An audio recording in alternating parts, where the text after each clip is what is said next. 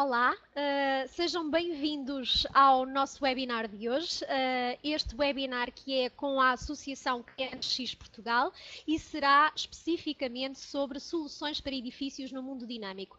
Vocês já me conhecem porque eu sou a Ana Vargas da Voltimum e nós hoje vamos ter connosco o orador Miguel Soares. Antes de eu passar a palavra ao Miguel, eu vou, como é costume e sobretudo para as pessoas que estão connosco hoje pela primeira vez e que nunca tiveram qualquer contacto com os webinars da Voltimum e nem com esta plataforma, portanto explicar como é que a plataforma funciona, tá bom? Então é muito simples, como vocês já perceberam, e tal fazer o José, o Raul e o Ronaldo, portanto, poder intervir durante toda a sessão através de chat. Essa zona vai ficar aberta durante a sessão toda, portanto, sempre que vocês tenham alguma dificuldade ou queiram colocar alguma questão sobre a apresentação que o Miguel está a fazer, podem colocar essa questão aí no chat que vai ficar aberto durante toda a sessão. As perguntas para o Miguel serão respondidas todas no final da sessão, como já é costume também, e no final da sessão, portanto, eu coloco aqui do lado inferior esquerdo, portanto, a apresentação que o Miguel vai fazer e também o certificado genérico de participação para vocês poderem baixar. Em relação ao certificado, e como eu digo sempre, se vocês quiserem o certificado com o nome escrito, peço que vocês me enviem um e-mail, toda a gente já conhece o meu e-mail de cor e salteado, já vou colocar aqui também no chat para recordar para vocês, portanto, digam só qual é o nome que querem e-mail e que é o webinar do KPNX. Eu peço especificamente para vocês identificarem o webinar, porque nós ontem tivemos um outro webinar e é para não estar a confundir aqui os participantes de um e os participantes do outro webinar, tá bom? Portanto, só o nome de KPNX e depois o vosso nome, o nome que querem que conste do certificado e eu, obviamente, em princípio, até ao final da semana, que será já amanhã, irei para toda a gente. No final da sessão ainda, portanto, e enquanto vocês descarregam estes arquivos, portanto, vamos fazer aquele questionário de satisfação que também é costume e pronto, e é basicamente isto. Em relação a questões de som, problemas de som, etc., às vezes há pessoas que não têm uma boa conexão. Eu penso que não seja a situação de ninguém aqui hoje, tanto quanto me é dado a ver aqui pelo sistema, acho que toda a gente está com boa conectividade, portanto, à partida nem há problemas de som. Se, no entanto, isso acontecer, aquilo que eu vos peço é que se conectem através da possibilidade que a plataforma dá, que é a utilização do telefone. Essa opção não tem custos, portanto, a única coisa que faz é aligeirar a banda larga para quem, de facto, está com esses problemas e, portanto, o som vai passar a ser transmitido via telefone, consegue visualizar tudo normalmente e depois tem essa opção, então, que ajuda a que o som saia de uma outra forma. Pessoal, muito obrigada por estarem connosco. Especial agradecimento ao pessoal que está connosco do Brasil, que ainda é bem cedo lá e, portanto, muito obrigada por estarem connosco. Eu vou passar a palavra ao Miguel e sobre o Miguel, para quem não conhece o Miguel Soares, ele é licenciado em Engenharia Eletrotécnica no ramo de Automação e Eletrónica Industrial no ISEL, tem experiência em Marketing, Vendas e Gestão de Negócios, tem como principal área de atuação o desenvolvimento de soluções de domótica e sistemas de gestão técnica de edifícios, especialmente, obviamente, o KPNX, e atualmente ele exerce funções de direção técnica na empresa alemã Bruck Electronic, em Portugal, uma empresa especializada em soluções de controle e gestão de iluminação, sobretudo utilizando a tecnologia KPNX e DALI, e tem também responsabilidades do desenvolvimento de negócios para a América Latina, sendo responsável pelo lançamento da marca BEG no mercado. Portanto, eu vou passar a palavra ao Miguel e, obviamente, desejo a todos uma ótima sessão. Obrigado, Ana. Antes de mais, os meus agradecimentos quer ao Voltium, quer ao Grupo Nacional X por esta oportunidade. Bom dia para quem me ouve do Brasil, boa tarde para quem me ouve aqui em Portugal. Vamos então dar início à minha apresentação, em especial a quem me ouve do Brasil. O português tem alguma tendência para acelerar rapidamente e falar demasiado depressa. Eu farei algum esforço para não utilizar demasiados termos que o Brasil não compreenda, mas se houver alguma situação que eventualmente percebam que eu estou a avançar rápido demais, por favor chamem-me a atenção, tá bom? Vamos lá iniciar a sessão, começando por fazer um pouco uma introdução daquilo que temos sentido todos nestes últimos tempos. A Europa teve os 5 verões mais quentes dos últimos 15 anos. Semana passada estava a ver a televisão a situação da Groenlândia com um alerta para o degelo que foi duplicado daquilo a que tinha sido as condições do ano anterior. Temos assistido a cada vez fenómenos extremos cada vez mais mortais e cada vez mais intensos. Ondas de calor estranhíssimas na Europa, em que os países que eram tipicamente muito frios atingem temperaturas que há muito não se sentiam. E por outro lado, aqui em Portugal, onde habitualmente temos temperaturas mais amenas, ainda hoje continuamos a ter temperaturas algo frias para aquilo que seria expectável. E há esta história da onda de calor que está a cozinhar os multidões nos Estados Unidos, que eu vi esta notícia outro dia. São coisas que efetivamente nos afetam a todos, mas também todos nós temos responsabilidade sobre isso.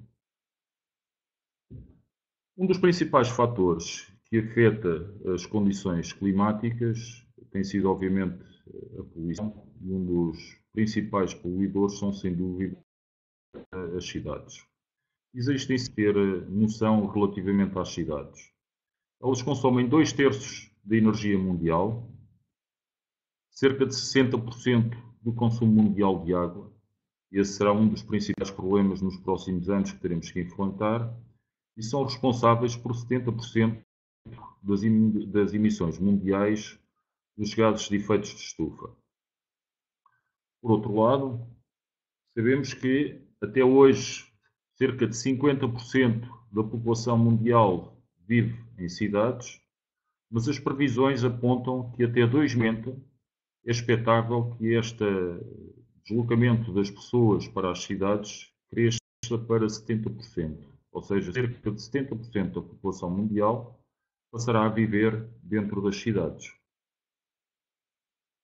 O que é que isto vai provocar? Vai provocar maior crescente de procura de residências e edifícios. Os edifícios serão cada vez maiores e, por incrível que pareça, atualmente já representam cerca de 40% do consumo final de energia a nível mundial e são responsáveis por cerca de 21% da produção de gases de efeito de estufa. E é expectável que este crescimento contínuo vá provocar cada vez uma maior procura pela energia. E por isso, alguma coisa tem que ser feita. Um outro fator extremamente importante e que é de enorme preocupação nas cidades, como todos sabemos, tem a ver com a crescente procura de mobilidade. O tráfego urbano é responsável por cerca de 10% das emissões globais dos gases de efeito de estufa e diz que até 2030 provavelmente os números de carros irão duplicar. Isto obviamente cria graves problemas para todas as cidades que têm que ser solucionados, mas obviamente também vai criar um crescente efeito de estufa devido à emissão dos gases. E por outro lado, obviamente com todo este crescimento, quer de viaturas, quer em especial dos edifícios, a procura de energia vai sem dúvida exceder a oferta atual e, pior do que tudo isso, é que as infraestruturas de distribuição vão se tornar insuficientes e hoje, em grande parte das cidades da Europa, vai começar a ser extremamente difícil garantir infraestruturas suficientes para suprir todas as necessidades de energia dentro das cidades. Como é que se vai solucionar este fator energia? Há um primeiro passo que tem que ser dado, é melhorar a utilização da energia. E este é o fator onde provavelmente deveríamos todos estar a trabalhar. A energia mais barata é aquela que não precisamos de utilizar.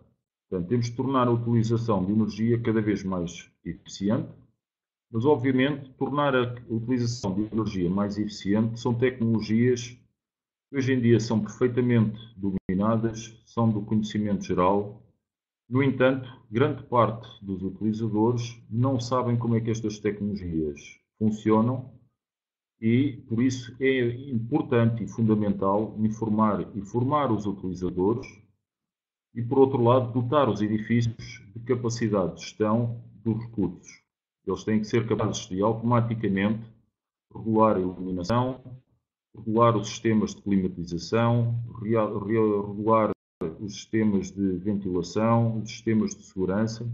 Tudo isso são passos fundamentais para melhorar a utilização da energia.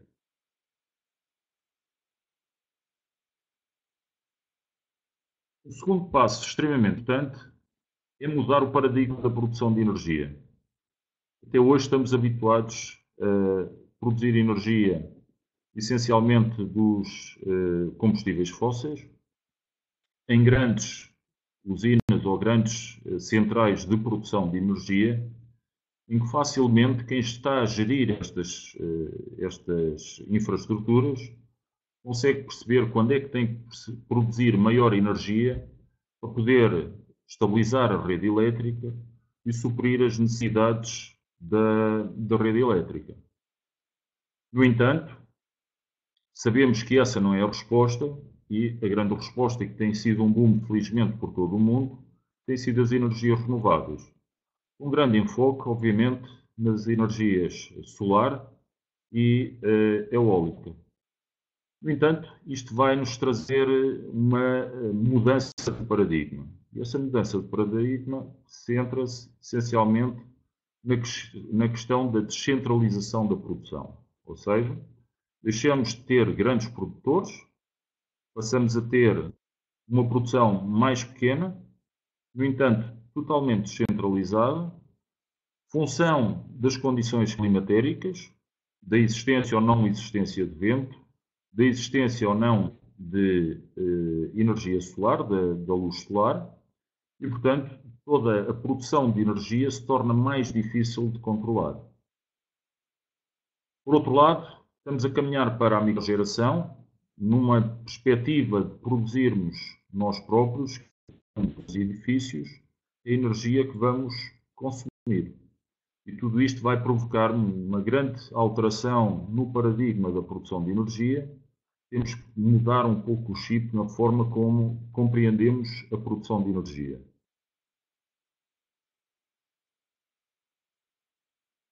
Um outro fator importante de ponderar prende-se efetivamente com o desenvolvimento da mobilidade elétrica. Esta é uma realidade. O incremento da mobilidade elétrica, em especial nos países europeus, está a observar crescimentos gigantes. Um outro fator importante aqui é mais uma questão política, é a partilha dos transportes. Mesmo as pessoas mais novas hoje têm cada vez mais a noção de partilha dos transportes em vez da possessão do seu próprio veículo, do seu próprio transporte.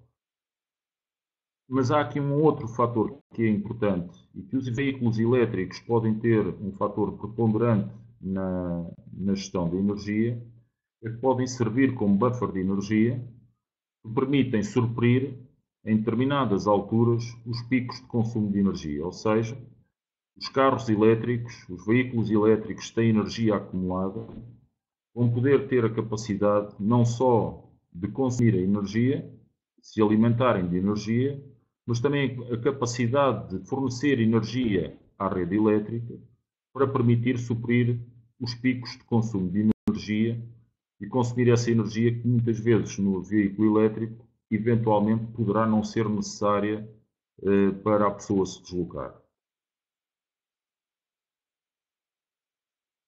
Ora bem, mas para que tudo isto seja possível, é importante surgir aquilo que é chamadas as smart grids.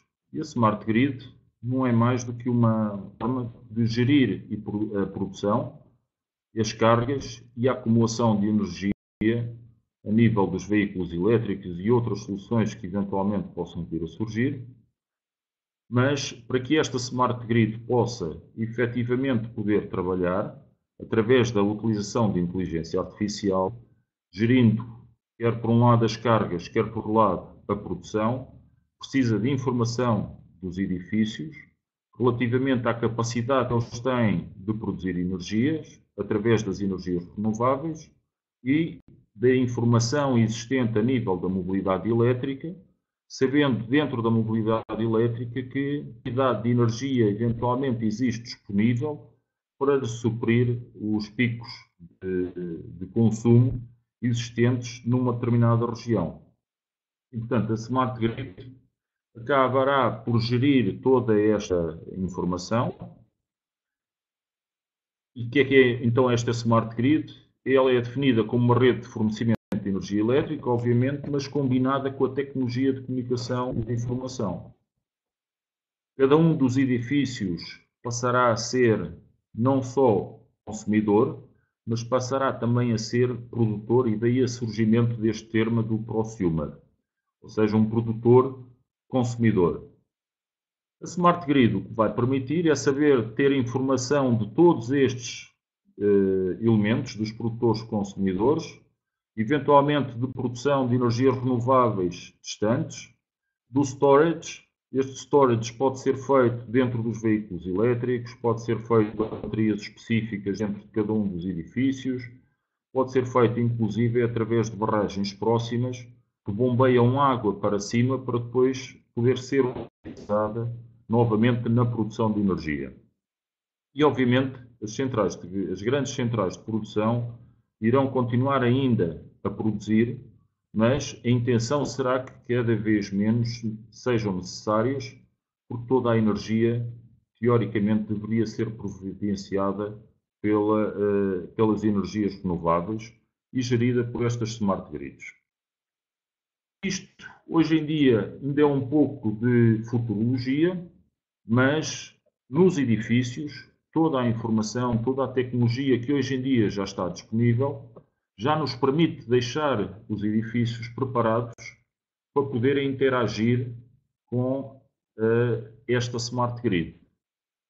Mas o que é a nossa responsabilidade enquanto técnicos prende-se com, efetivamente, deixar os edifícios já preparados para aquilo que se avizinha, que tem a ver com toda esta integração de diferentes informações e de diferentes dados. E para isso temos que preparar os edifícios, por um lado, de forma a automatizar toda a utilização de recursos dentro do edifício, em especial a iluminação, o ar-condicionado, a ventilação, o aquecimento das águas quentes sanitárias por aí fora. Por outro lado, dotar os edifícios da capacidade de medição dos consumos de energia, das temperaturas, dos consumos de água e, por outro lado, criar registros de dados de consumos, de utilização de infraestruturas, de horas de utilização das infraestruturas, por forma a permitirmos fazer manutenção atempada dos equipamentos e garantir a comunicação entre todos os dispositivos e todas as infraestruturas presentes no edifício. E se isto estiver feito nos próximos anos dentro dos edifícios, os edifícios vão ter capacidade para se integrarem com as Smart Grids, permitindo prestar informação e interface para terem interface com as energias renováveis, com alarmística e também com a importante situação da mobilidade elétrica, que nos vai permitir utilizar os veículos elétricos também como um buffer de energia. Isto é feito, obviamente, à custa de sistemas que tendencialmente serão sistemas de gestão técnica centralizada. Quando falamos de sistemas de gestão técnica centralizada, não estamos necessariamente a falar dos típicos sistemas em pirâmide, baseados em autómatos. Podemos falar perfeitamente em sistemas KNX de automação descentralizada, mas aqui o importante é garantirmos que, por um lado, controlamos a climatização, controlamos a ventilação, as águas quentes sanitárias, a iluminação, os sistemas de bombagem, as energias renováveis e, por outro lado, fazer uma adequação dos sistemas de gestão de acordo com a dimensão dos edifícios, porque obviamente um edifício de 50 andares não tem as mesmas necessidades do que uma residência. E, portanto, também os sistemas terão que ser adequados a isso. E, o que isto vai originar é termos também a capacidade de classificar, já estamos a fazê-lo, classificando os edifícios de acordo com a sua eficiência energética e, obviamente, temos que trabalhar para que todos os edifícios sejam do tipo A ou, eventualmente, esperemos nós, dentro de pouco tempo, possam surgir, tal e qual como surgiram nos eletrodomésticos, inclusive categorias superiores. Falávamos das funções de controle de iluminação e só para deixar aqui alguns exemplos, e como disse a Ana, a minha especialidade neste momento, até pela empresa onde trabalho, essencialmente é os sistemas de controle e gestão de iluminação. Efetivamente, os sistemas de controle e gestão de iluminação têm vindo a evoluir muito ao longo destes últimos anos. Começou por se querer fazer a utilização da iluminação exclusivamente quando havia gente presente nas salas. E daí surgiu o detector de movimentos. Existem outras tecnologias, mas aquela que tem sido mais utilizada e aquela que neste momento mais se utiliza é, sem dúvida, os detectores PIR. O detector PIR, o detector de movimento, limitava-se a fazer a detecção de movimento e, se havia movimento numa sala, ligava a iluminação. Depois surgiu o detector de presença, que, além da detecção de movimento, também trabalha com a medição de luz. E, ao trabalhar com a medição de luz, permite ligar e desligar a iluminação mediante a contribuição da iluminação natural. E isto foi uma evolução bastante grande. Porquê? Porque grande parte, e se olharmos ao Brasil, a grande parte do Brasil e também a Portugal, nós temos muitas horas de sol. Se temos horas de sol, podemos aproveitar toda a iluminação natural que entra dentro do edifício para suprir as necessidades de iluminação, uma iluminação que inclusive é mais benéfica para a nossa saúde em termos de contribuição para a iluminação e, portanto, do que a iluminação artificial, e evitamos desta forma que, com a detecção de movimento, se houver iluminação natural, então eu não tenho que utilizar iluminação artificial e reduzo o consumo de energia. O desenvolvimento da iluminação surgiu agora as soluções, há uns anos, a capacidade de fazermos a regulação da intensidade luminosa e, com isso, a regulação, aquilo que nós chamamos de regulação constante de iluminação. Ou seja, o sensor dentro do detector de presença vai medindo a quantidade de luz presente sobre um plano e vai regulando a iluminação artificial, a intensidade da iluminação artificial, em função das reais necessidades sobre o plano de trabalho e da contribuição da iluminação natural. Isto melhorou ainda mais a utilização de energia na iluminação. Juntando a isto, obviamente, hoje em dia utiliza-se a detecção de movimento também para dar informação aos sistemas de ar-condicionado, de que forma é que eles devem funcionar em função da utilização ou não de luz.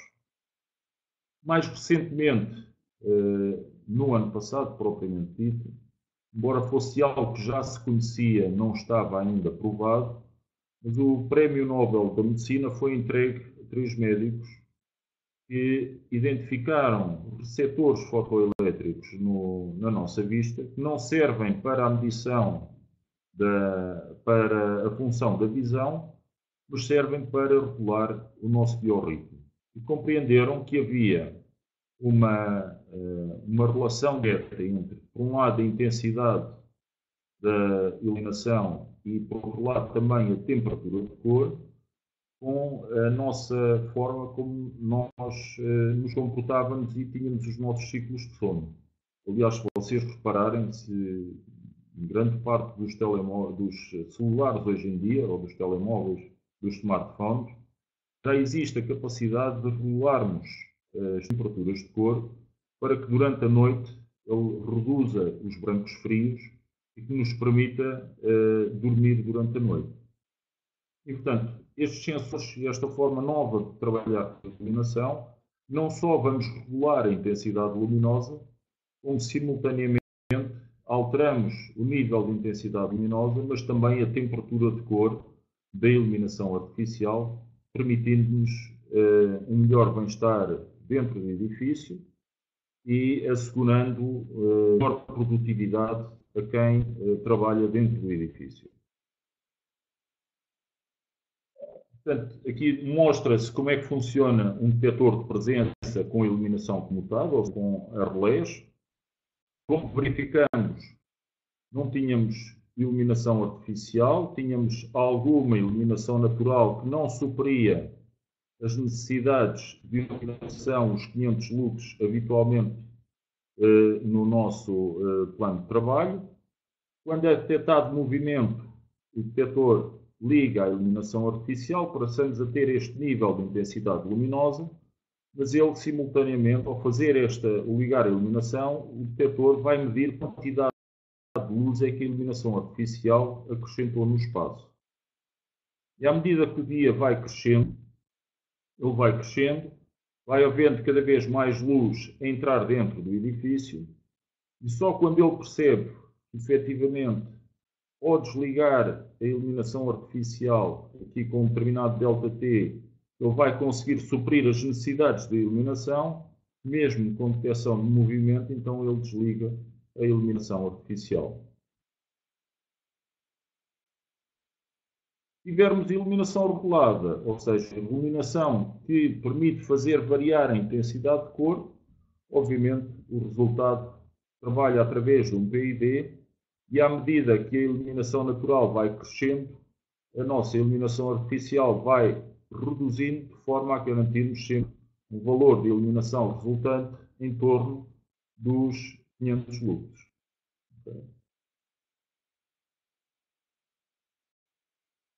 Com sistemas de controle de iluminação, podemos verificar que existem a possibilidade de tirar grandes poupanças de energia utilizando os detectores de presença.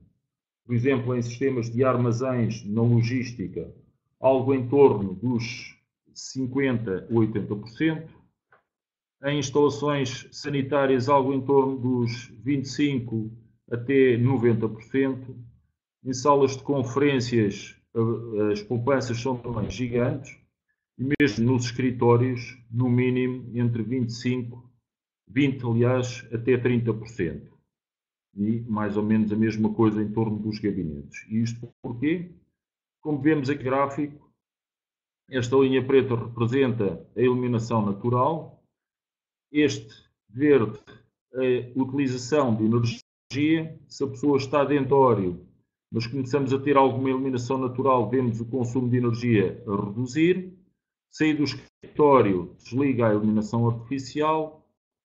Voltamos ao escritório, ele continua, por ação da contribuição de iluminação natural, a reduzir cada vez mais a contribuição de iluminação artificial. E é desta forma que o controle de iluminação cada vez mais funciona e que nos permite tirar grandes proveitos dos sistemas de controle de iluminação. Por outro lado, outro fator importante, e que é importante também nas empresas hoje em dia, é a flexibilidade e a dinâmica da iluminação. Hoje os espaços dentro das empresas alteram-se com muita facilidade, porque a empresa é um ser vivo, muda rapidamente e precisa de ter grande rapidez de readaptação, fácil e eficaz manutenção, de forma a permitir a adaptação da empresa às novas realidades muito rapidamente. Isto é fácil se utilizarmos sistemas de controle de iluminação com adaptabilidade e economia de operação, que sejam fáceis de readaptar meramente através de software, sem termos que intervir a nível das cabelagens elétricas, reduzindo por isso os custos de manutenção e tornando por isso toda a infraestrutura de gestão do edifício substancialmente mais económica. Um outro fator que a iluminação representa prende-se com a segurança. temos que garantir que não só temos iluminação nos espaços onde efetivamente estamos a trabalhar, mas nos espaços contíguos para onde podemos eventualmente sair, queremos sair, por exemplo, para um corredor que esteja completamente às escuras. E os sistemas integrados em rede permitem-nos garantir sempre esta iluminação. Imaginem aqui esta situação em que estamos a entrar numa escada que tipicamente estaria completamente escuras. A iluminação é importante que não ligue apenas no patamar onde eu entrei, mas também para me dar a sensação de segurança que o patamar seguinte já esteja com a luz também a 100%. E à medida que eu me vou deslocando pelas escadas acima, a iluminação imediatamente à frente, imediatamente atrás de mim, e no patamar onde eu encontro está ligada, dando a sensação que toda a escada poderia estar iluminada, mas na realidade apenas 2 ou 3 patamares se encontram iluminados. Isto garante-nos muito melhor segurança na utilização do edifício. Por outro lado, os sistemas de controle de iluminação facilitam substancialmente na utilização e na implementação de ambientes. E, por outro lado, garantem-nos a replicação de ambientes e dando flexibilidade e adaptabilidade horária. O que é que isto quer dizer? Nós podemos criar um ambiente que é definido pelo arquiteto ou pelo light designer, dando uma definição profissional ao ambiente luminoso, e que pode ser repetido N vezes, tantas quantas as necessárias nos dias seguintes, por qualquer pessoa simplesmente carregando num botão.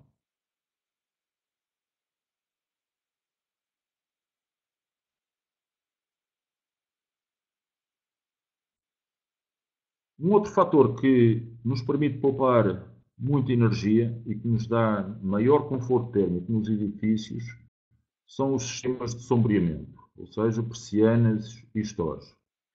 Estes devem ser adaptáveis a qualquer tipo são adaptáveis a qualquer tipo de persiana e store.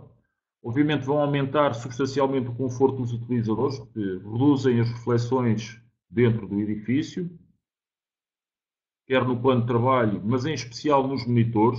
Hoje, grande parte do trabalho que realizamos é realizado frente a um monitor. É extremamente desconfortável e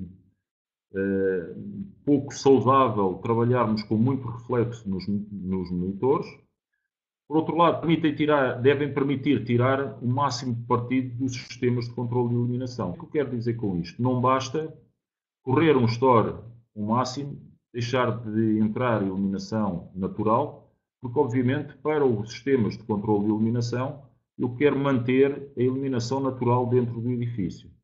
Então os sistemas devem trabalhar para isso, garantindo que entre a iluminação natural, só não permitindo a entrada de iluminação direta. E não a entrada de iluminação direta vai ter um efeito muito positivo sobre os edifícios, uma vez que vai reduzir substancialmente a carga térmica sobre o edifício. E se eu não tenho que arrefecer o edifício, obviamente eu não tenho que gastar dinheiro no seu arrefecimento. Para isso, os sistemas, em especial com o KPMX, permitem-nos regular as persianas através da utilização de centrais meteorológicas compactas, em função da posição do edifício, em função da dimensão das janelas e da sua orientação, nos vão permitir evitar a incidência direta do sol, que será refletida no sistema de sombreamento, mas permitindo simultaneamente a entrada de iluminação indireta para dentro do edifício e com isso continuarmos a tirar proveito dos sistemas de regulação de iluminação. Existem vários sistemas. Nos sistemas de lamelas, obviamente, normalmente muito mais eficientes, porque não permitimos que nenhuma luz solar direta entre dentro do edifício.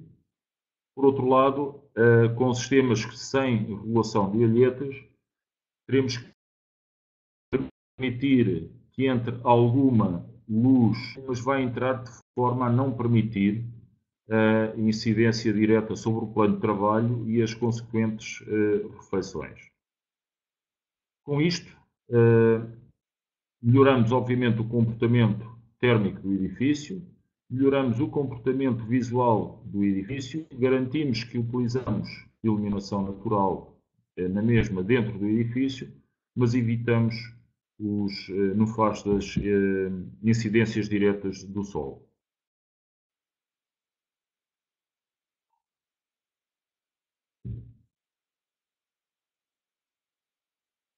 Nos sistemas de ar-condicionado, enfim, é um mundo muito maior do que a iluminação e por isso eu não vou entrar aqui em detalhe. Obviamente aquilo que se pretende é controlar a temperatura ambiente, controlar também a qualidade do ar. Chamar aqui a atenção que existem normalmente 3 temperaturas de funcionamento e estas temperaturas de funcionamento devem estar associadas ao estado de ocupação dos espaços. Conforto, temperatura de conforto, sempre que o espaço está ocupado por pessoas. No pré-conforto, se o edifício está no horário de funcionamento, mas simplesmente o espaço não está ocupado, porque me ausentei do escritório, porque é uma sala de reuniões que não está a ser utilizada, ela não tem que estar na temperatura de conforto, pode estar 2 ou 3 graus abaixo, 2 ou 3 graus acima, consoante estamos no inverno ou estamos no verão, em que reduzimos o consumo de energia, mas ao entrar dentro do espaço não temos propriamente uma temperatura desconfortável e o sistema permite rapidamente ganhar novamente a temperatura de conforto.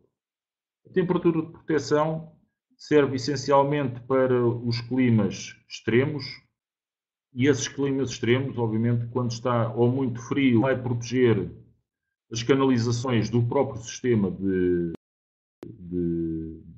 climatização ou, no caso de estar muito quente, vai evitar que os espaços atinjam temperaturas absolutamente desconfortáveis. E que ao ligar os sistemas de ar-condicionado vão obrigar as máquinas a trabalhar em regimes demasiado elevados. Ora bem, e obviamente para gerir tudo isto, aquilo que seja mais recomendável é obviamente a utilização dos sistemas que são padronizados. Os sistemas padronizados, na iluminação, está-se a utilizar hoje muito os sistemas DALI, os sistemas Modbus e os sistemas BACnet mais utilizados nos sistemas de ar-condicionado e de climatização. E aqui o KPNX tem um papel interessante porque ele é transversal não só a todas as funções, mas toda a pirâmide de automação. Quer por um lado na recolha de informação ao nível do campo, onde se encontram os sensores. Como sabem, o KPNX é um sistema descentralizado, em que cada um dos equipamentos contém a sua própria automação e depois, hoje em dia, a gestão essencialmente está entregue a sistemas de software baseados no protocolo Ethernet, onde eu posso ligar um BACnet IP, um Modbus IP, um KPNX IP, mas o importante é que o sistema de gestão que está acima nos permita comunicar com qualquer um destes diferentes protocolos e hoje em dia existe muita oferta e, obviamente, todos eles comunicam com estes protocolos se estivermos a utilizar sistemas padronizados e não sistemas proprietários que depois irão criar dificuldades de interligação com os sistemas de gestão. Falando um pouco sobre o KPNX, para quem não está tão dentro destas soluções, relembrar que o KPNX começou por ser uma norma europeia, uma CEN, uma EN 13321.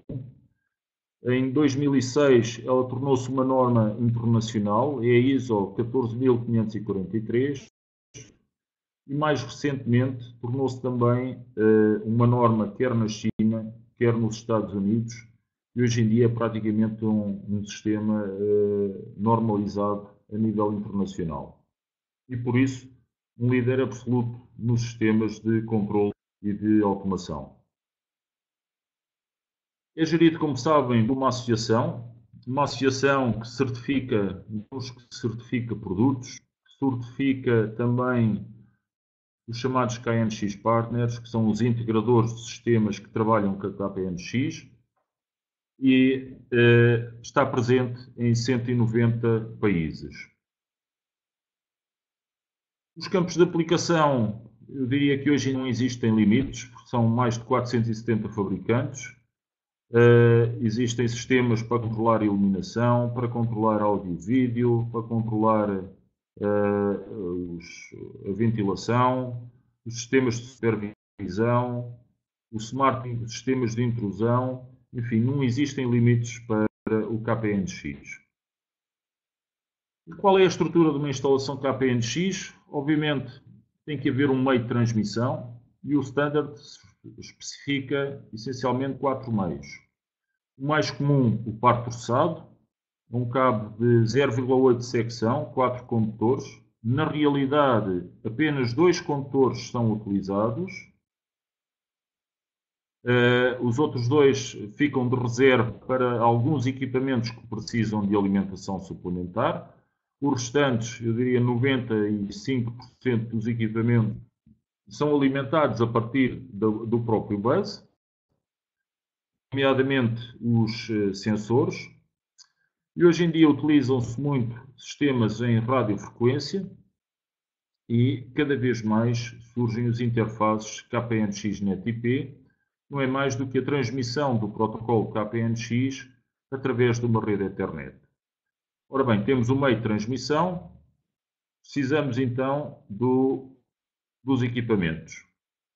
Um hardware que divide-se normalmente em equipamento de campo e equipamento de quadro elétrico, ou seja, o equipamento de campo normalmente associado a sensores e equipamento de quadro elétrico normalmente associado a equipamentos atuadores, aqueles que controlam a energia, ou então através de gateways, no interface com os sistemas de ALI para controle de iluminação. Temos o hardware e os fabricantes todos fornecem gratuitamente pacotes de software para este hardware. Estes pacotes de software podem ser encontrados, nomeadamente, nos sites dos próprios fabricantes, ou hoje em dia também no próprio site da KPNX. E estes softwares, os softwares que estão pré-definidos e por isso nos garantem uma excelente operacionalidade dos equipamentos e que única e exclusivamente têm que ser parametrizados por forma a adaptar o seu funcionamento à instalação em específico. Para isso, utiliza-se uma ferramenta de colocação em serviço que é transversal a todos os fabricantes, vai permitir carregar este software, nos vai permitir parametrizar todos os equipamentos, todos estes softwares e depois descarregar para a instalação para os equipamentos de hardware. Uma infraestrutura que numa linha, na topologia mais comum do par torçado, nos permite ter até 64 dispositivos por cada linha, 255 utilizando repetidores. Relembrando aqui que os sensores podem ter normalmente até 16 entradas, existem alguns equipamentos que têm inclusive mais entradas. Atuadores podem ir até 16 saídas. Se estivermos a falar de gateways de ALI, podemos ir até mais saídas. O comprimento da linha de base não pode ultrapassar os 350 metros entre a fonte e o último dispositivo. E o total de cabo não pode ultrapassar os 1000 metros. O bus desenvolve-se em linha, em estrela, em árvore. O único cuidado que temos que ter é que não podemos fechar o anel. Por isso, se eventualmente num edifício tivermos mais do que 64 dispositivos, podemos associar várias linhas naquilo que nós chamamos uma linha diária e podemos associar até 15 linhas numa área. Se isso ainda assim não for suficiente, podemos associar até 15 áreas. Estamos a falar de infraestruturas que podem chegar até mais de 14.400 dispositivos. Isto apenas com par torçado nas infraestruturas mais comuns. Hoje em dia, cada vez mais, esta infraestrutura de comunicação das áreas e das linhas é feita através daquilo que nós chamamos os routers IP, o que nos permite aumentar substancialmente a velocidade de comunicação entre as diferentes linhas e, inclusive, aumentar a quantidade de equipamentos que podem ser interligados. Por outro lado, vai-nos facilitar a interligação das diferentes infraestruturas a softwares de gestão centralizada ou mesmo a aplicação com a chamada Smart Grid. E, obviamente, como é um sistema que funciona com muito baixa tensão de segurança, permite-nos ter interfaces com o utilizador diferenciados, desde os simples botões de pressão a painéis táteis, interfaces para celular ou para smartphone, tablets, software de supervisão, uma oferta gigante neste momento. Por outro lado, com 470 fabricantes, temos fabricantes que são especialistas no interface com outros protocolos. O KPNX hoje tem a possibilidade de ter interface com praticamente todos os protocolos existentes no mercado, e em especial com os mais importantes, nomeadamente o DALI, o BACnet, o Modbus e, obviamente, imensos softwares chamados OPC, os chamados OPC Servers, que nos permitem ter interface por software com outros tipos de infraestruturas. Outra coisa que é extremamente importante e cada vez mais importante hoje em dia é a segurança das comunicações. Eu confesso que aqui há uns anos atrás, e antes de ir para o Brasil, em 2000, discutia com um amigo meu que ele dizia que uma das fragilidades do KPNX era exatamente a fragilidade às possíveis interferências de seguranças de algumas de eventuais hackers que pudessem aparecer. Eu dizia-lhe que os hackers estavam preocupados com outras soluções, não necessariamente com os sistemas de gestão dos edifícios, mas a verdade é que passado talvez um ano, em 2013, 2014, salvo erro, houve uma situação muito desconfortável num edifício. Embora a KPNX já tivesse sistemas que permitiam proteger, digamos, a entrada de pessoas desconhecedoras de sistemas que pudessem interferir com o sistema, num determinado hotel que era muito conhecido na Alemanha, alguém num quarto se ligou à infraestrutura de rede de computadores e praticamente apagou metade do hotel. Quando eu digo apagou, não é apagou a iluminação, apagou toda a informação dos sistemas de controle, obrigando à reprogramação praticamente toda do hotel. Obviamente, houve vários fatores para que isto acontecesse, várias falhas, que essencialmente foram falhas de índole humana e não falhas de índole do sistema. Se nós não utilizarmos sistemas de proteção disponibilizados pelas infraestruturas de KPNX, obviamente vamos ter problemas e deixamos as infraestruturas sujeitas a ataques. O KPNX pode ser protegido, devemos protegê-lo, é fácil e está-se a trabalhar para que mais medidas de proteção sejam implementadas nesta nova geração de dispositivos que estão a ser desenvolvidos. Obviamente, está também preocupada com a interface com o chamado IoT, e hoje em dia existem já a possibilidade de fazermos integração de sistemas KPNX através de serviços web com a internet. Sistemas de supervisão e controle, eles são muitos, integram vários protocolos. Esse é um dos fatores importantes que temos de ter em conta hoje em dia na escolha de um sistema de supervisão e que permitam também a utilização do chamado Smart Metering, ou seja, diferentes ferramentas que nos permitem fazer a análise da utilização das infraestruturas e também criar mapas e gráficos comparativos que nos permitam analisar o comportamento do edifício. Lembrando aqui que os edifícios são responsáveis por 40% de energia e por 21% dos gases de efeito de estufa. Tem sido uma preocupação da Comunidade Europeia de há uns anos para cá e tem desenvolvido diferente legislação por forma a garantir que os edifícios se tornam cada vez mais eficientes e a reduzir esta carga dos edifícios no consumo de energia. Surgiu por isso a norma EN 15232, que nos permite classificar os edifícios de acordo com a eficiência energética do edifício em função dos sistemas de automação e dos procedimentos de automação que utilizam,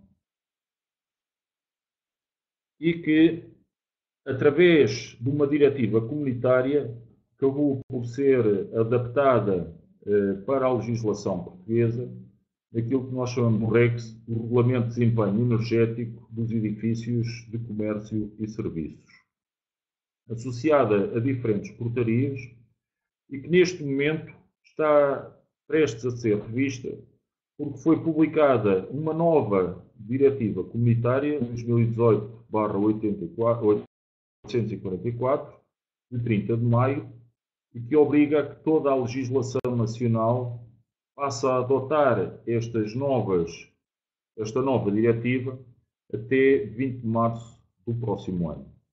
É já aí, estamos muito próximos, começou a trabalhar nesta área e, obviamente, vai trazer grandes novidades. Uma das novidades que vai trazer é este indicador, o chamado Smart Readiness Indicator, o indicador de aptidão para tecnologias inteligentes. E este indicador é induzido pela nova chamada EPBD. Este indicador vai medir a capacidade do edifício se adaptar às necessidades dos ocupantes. Não podemos esquecer que a automação do edifício não pode ter exclusivamente a intenção de reduzir o consumo de energia, também tem que garantir o conforto dos utilizadores. Por outro lado, tem que garantir a aptidão de forma a facilitar a manutenção e a operação eficiente do edifício. E a terceira é ter capacidade do edifício, vai medir a capacidade do edifício se adaptar às situações da rede de energia. Como é que isto vai ser feito? Qual é a intenção deste indicador? É garantir que os edifícios se tornam inteligentes e que permitem fazer a optimização da utilização de energia em função da produção local, ou seja, através dos painéis fotovoltaicos, dos sistemas de energia eólica, da capacidade de armazenamento de energia e garantir que essa capacidade de energia está otimizada quer para a mobilidade elétrica, quer para os consumos de edifício, permitir um diagnóstico automático e uma previsão de manutenção, garantir que os equipamentos são substituídos atempadamente por forma a não permitir o desperdício de energia e, obviamente, garantir uma melhoria de conforto para os utilizadores através da automação. Um simples indicador que vai classificar a aptidão do edifício para as tecnologias inteligentes, encontrada de 8 critérios de impacto que se prendem com a energia, com a flexibilidade para a rede, com a capacidade de autogeração do próprio edifício, com a capacidade de atribuir conforto ao edifício e conveniência, a capacidade do edifício de proporcionar bem-estar e saúde aos seus utilizadores, de garantir a manutenção preventiva das infraestruturas e a informação prestada aos ocupantes, porque uma coisa é garantida: nós não vamos conseguir melhorar a eficiência energética dos edifícios se os utilizadores, eles próprios, não tiverem cuidado na forma como utilizam a energia.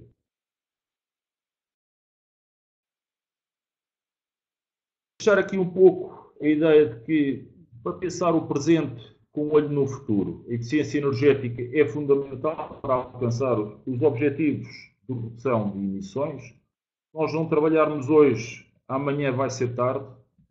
A eficiência energética não pode ser alcançada à custa do conforto e saúde dos ocupantes. Esse é um dos fatores primordiais. Agora, é fundamental preparar os edifícios para o futuro. Eu costumo dizer, não faz muito sentido, aliás, desculpa, chamar a atenção também disto. Ciclo de vida dos edifícios. Na realidade, 40% dos custos gerados durante a vida útil de um edifício são para a energia. Normalmente, a construção vai consumir cerca de 20% dos custos do edifício.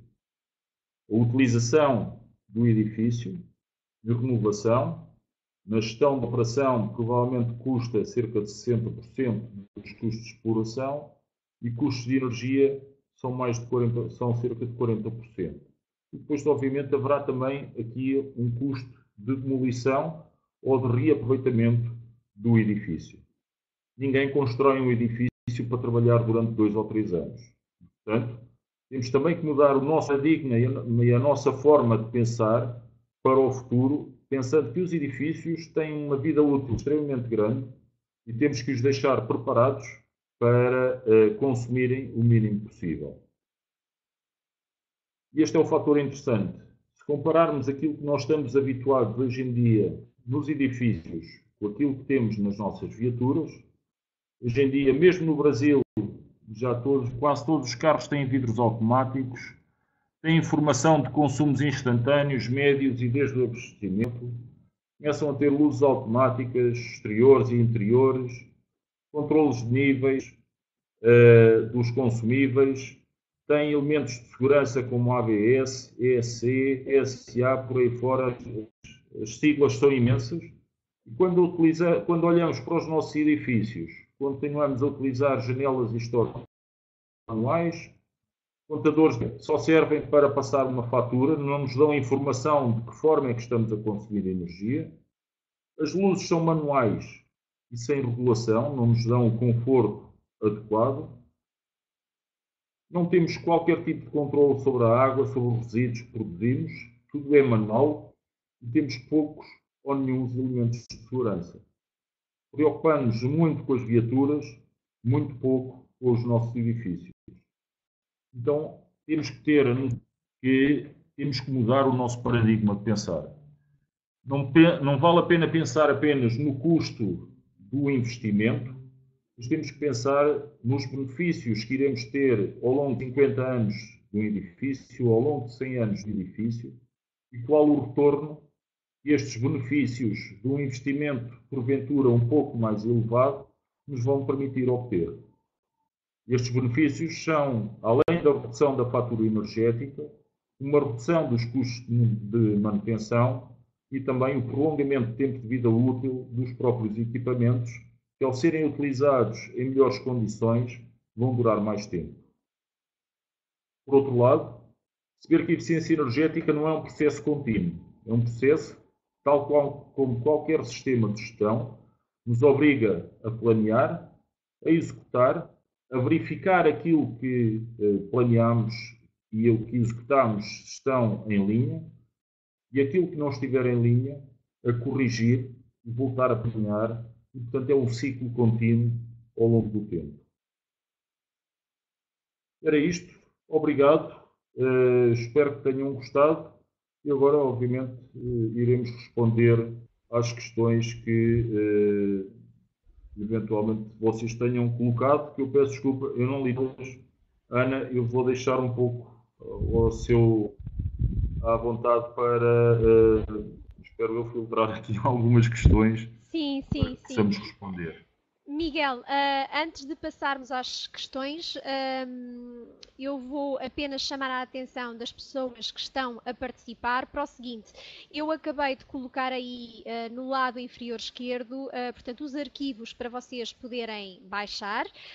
Pergunto se toda a gente consegue ver os botões azuis. Se não conseguirem ver os botões azuis, por favor, digam no chat, que é para eu alargar um bocadinho. Pode, está bem? Vocês já sabem que dependendo da dimensão da vossa tela, do vosso ecrã, podem ver ou não esses botões e isso pode inviabilizar o abaixamento dos materiais, está bom? Se alguém não conseguir ver, digam. Ana, não aparece o botão azul, portanto eu vou puxar aqui um bocadinho, entretanto vou também colocar aqui o questionário de satisfação para vocês responderem. Digam-me se já conseguem ver os botões azuis. Eu não queria alargar demais para não ficar por cima das perguntas para vocês. Ok, ótimo. Então, se toda a gente já consegue ver os botões, eu vou passar à primeira pergunta, que era uma pergunta do Ronan. Eu acho que é... Ok, Paulo, pessoal, quem não conseguir fazer a descarga, não se preocupe, está bem? Porque eu vou enviar para toda a gente o link onde podem fazer isso. Está bem? Eu não tenho o link neste momento porque o material não foi carregado nos sites, mas entre hoje e amanhã isso será feito e, portanto, quem não conseguir fazer vai receber na mesma, está bem? Portanto, não se estressem por causa disso, por favor. Entretanto, como eu estava a dizer, a primeira pergunta é do Ronan. O Ronan é do Brasil e, portanto, ele diz que a questão aqui é como vender o sistema. Aqui no Brasil, o pessoal só quer desconto, preço com qualidade, nada inovador. Toda a gente está quebrada e a chorar. Portanto, não sei se queres fazer um comentário e, entretanto, se mais alguém tiver perguntas, por favor. Ronan, eu compreendo essa realidade. Eu estou-me a deslocar para o Brasil dentro de 8 dias, exatamente para fazer uma avaliação do mercado brasileiro. Já vivi essa realidade entre 2012 e final de 2015. É um facto. Eu acho isso não é algo que é apenas do Brasil. Como eu disse, é uma questão de mudança de paradigmas e nós próprios, enquanto proponentes de soluções, provavelmente teremos que olhar para daquilo que fazemos e na forma como apresentamos as coisas, perceber que não podemos apresentar apenas o custo do investimento, mas juntamente com a proposta do custo do investimento, se calhar temos que começar a apresentar também, de alguma forma, uma valorização dos benefícios que são expectáveis para aquele custo de investimento. É uma mudança de paradigma complexa, complicada, principalmente na situação em que o Brasil se encontra no momento. Eu quero acreditar que a situação em que o Brasil se encontra neste momento será passageira, que políticas à parte, as coisas vão começar a melhorar, são necessariamente cíclicas e, portanto, acho que infelizmente vamos ter que continuar a lutar. Penso também que por vezes faz falta chegarmos até ao cliente final. Muitas vezes temos alguém pelo caminho que não nos permite chegar ao cliente final, quem afinal de contas vai ser aquele que vai ficar responsável pela exploração do edifício. E se essa pessoa que vai ficar responsável pela exploração do edifício, que vai pagar a fatura de exploração do edifício, se ele não estiver informado do que o custo de investimento vai ter, lhe vai trazer benefícios, então garantidamente ele não vai querer investir.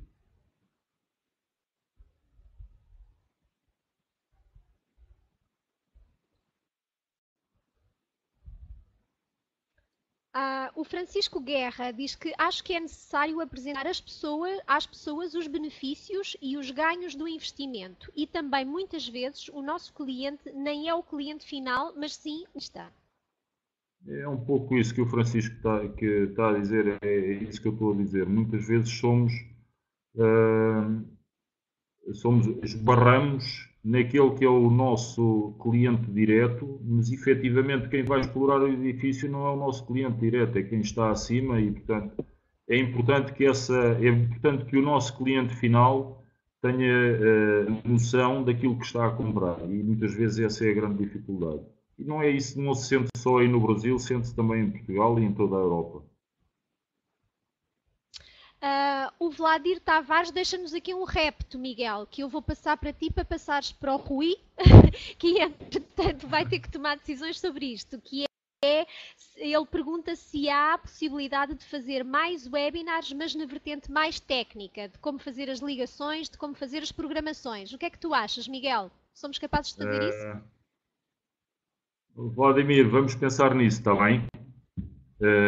A associação não tem como função dar formação, mas sim prestar informação. Não sei neste momento qual é efetivamente a realidade do Brasil. Para quem me conhece, sabem que eu estive no Brasil com o Centro de Formação KNX. Procurem, porque eu julgo que está alguém na sala, meu amigo Gustavo Amaral, não sei se ele continua com a certificação do Centro de Formação, mas o Gustavo, eu sei que ele tinha o Centro de Formação e poderia fazer essas formações, e eu acho que vocês têm de procurar alguém nesse sentido. O Vladimir, peço desculpa, é do Cabo Verde. Vladimir, se há oportunidade em Cabo Verde, visitem Portugal, façam um curso de formação em Portugal. Tenho ideia que agora em setembro, outubro, vai arrancar um curso num dos centros de formação. Informem-se e venham fazer os cursos. Marcelo, qual o diferencial do uso do KNX em relação aos outros protocolos, como o BACnet, Modbus, TCP, etc.? Marcelo, o KNX, vamos lá ver. A grande diferença do KNX face a um sistema BACnet ou Modbus, os sistemas BACnet e Modbus nasceram para a gestão dos sistemas de ar-condicionado. São tipicamente sistemas mais centralizados em autómatos, mais complexos, e nasceram para gerir ar-condicionado. Não têm sistemas de interface com o usuário final e têm muito poucas soluções para controle de iluminação, por exemplo. Por outro lado, a grande vantagem do KNX é a grande oferta para as diferentes soluções e o facto de ser um sistema totalmente descentralizado. E o facto de ser um sistema totalmente descentralizado quer dizer que se um equipamento avariar, todo o resto da instalação se mantém em funcionamento. Há uma salvaguarda aqui que é preciso ter atenção, depende dos sistemas de ar-condicionado que forem instalados no edifício. Infelizmente o KNX ainda não tem resposta para o controle de todos os sistemas de ar-condicionado. Por isso, vos aconselho, é preciso, tem que ser caso a caso. Tem que ser caso a caso. Em algumas situações, o KNX pode não ter todas as soluções.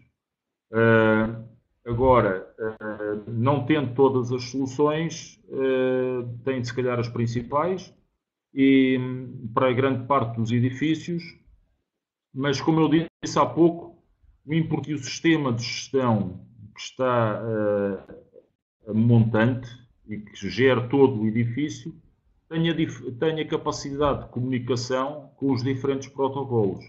E se tiver capacidade de comunicação com os diferentes protocolos, eu posso misturar protocolos em função daquilo que são as necessidades reais do edifício e gerir o edifício da mesma forma. O Márcio pergunta, Miguel, existe case com a KNX e o protocolo IEC 61850? Márcio, eu por esse número não estou a saber qual é. Vou ter que ver e depois dou-te a resposta mais tarde. Se quiseres deixar o e-mail lá, eu penso que a Ana tem o e-mail, poderei responder a essa questão mais tarde. Sim, eu tenho um e-mail, depois posso passar essa informação. A próxima pergunta do Sérgio: como fazer a certificação KNX? Sérgio, tem que procurar um centro de formação, inscrever-se no curso básico e é aí que tudo começa. Se for, eu não sei se o Sérgio está a falar do Brasil ou de Portugal.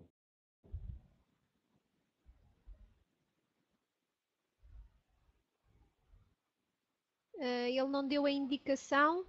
Sérgio, Algarve, Ok, Portugal. Sérgio, está do Algarve. Sérgio, existem 2 centros de formação. Se for ao site do KPNX Portugal, não me levem a mal eu não referir quem é o centro de formação. Vocês podem consultar o site, mas por uma questão de respeito e de não publicidade a nenhum deles, poderia falhar algum, ter surgido algum. Vou fazer referência a isso, mas no site do KPNX Portugal estão identificados os centros de formação que têm cursos a decorrer. Não sei se mais alguém tem alguma pergunta para o Miguel. O Gustavo, no Brasil, consegue encontrar os centros de formação também através do site. Obrigada, Gustavo, por essa indicação. Desculpa. Sim, Gustavo, desculpa. Mais alguma questão que queiram colocar ao Miguel? Estou a ver o João Não há mais Afonso. questões? Há aqui mais Afonso. algumas pessoas a tentarem digitar. Márcio, Miguel, como seria o mercado para o profissional KPNX? Exemplo, uma oportunidade de trabalhar fora do seu país.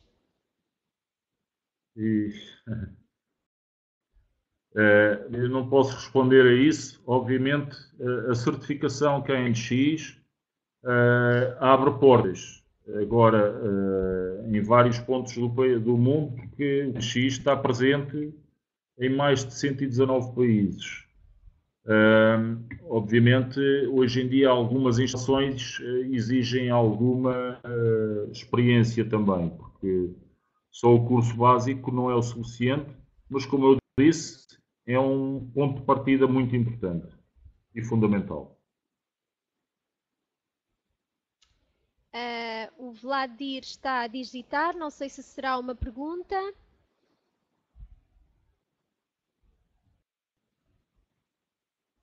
Vamos só aguardar mais algum bocadinho por estes últimos comentários. Penso que provavelmente já não serão perguntas, a grande maioria das pessoas já estão a agradecer. Muito obrigada a todos por terem participado na sessão de hoje. Miguel, muito obrigada também a ti por teres preparado a sessão para nós.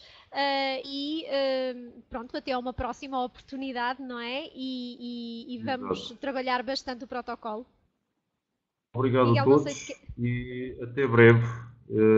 Espero encontrá-los quer no mercado português, quer no mercado brasileiro, quem sabe. Um abraço a todos e ficam aí os meus contactos na apresentação. Alguma coisa que precisem, disponham, seja através do e-mail, seja através do LinkedIn, aquilo que eu puder responder, estou à vossa disponibilidade. Um abraço a todos. Ana, muito obrigado pela vossa atenção, pela vossa disponibilidade e obrigado mais uma vez ao grupo KPNX Nacional por esta oportunidade. Obrigada, Miguel.